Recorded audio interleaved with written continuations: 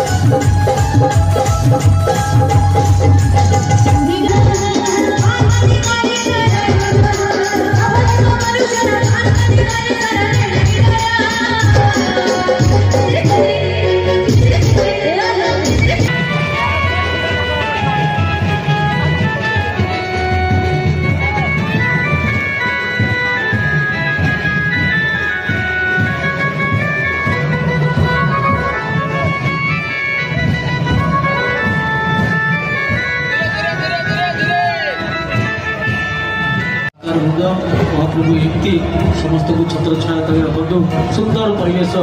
आज बड़दाण्ड भली लगुच बड़दाण्ड रथयात्रा समय जमी भुवन प्रसिद्ध रथयात्रा आपण मैंने देखिए स्वभाव भक्त महाप्रभुर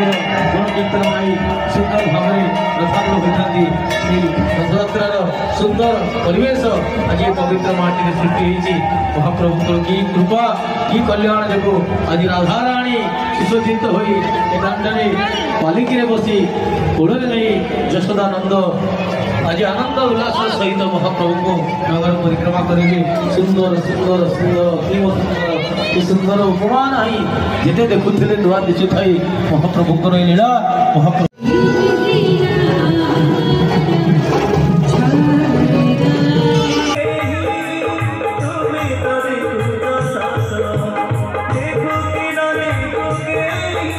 जय जगन्नाथ। प्रसन्न कुमार मिश्र श्रीक्षेत्र भजन मंचर उपस्थापक परिचालक कथा सेवक आज रास पूर्णिमार रास उत्सवर ए पवित्र अगणार आमे पाद देचु सुंदर भजन कार्यक्रम अंशग्रहण करूँ।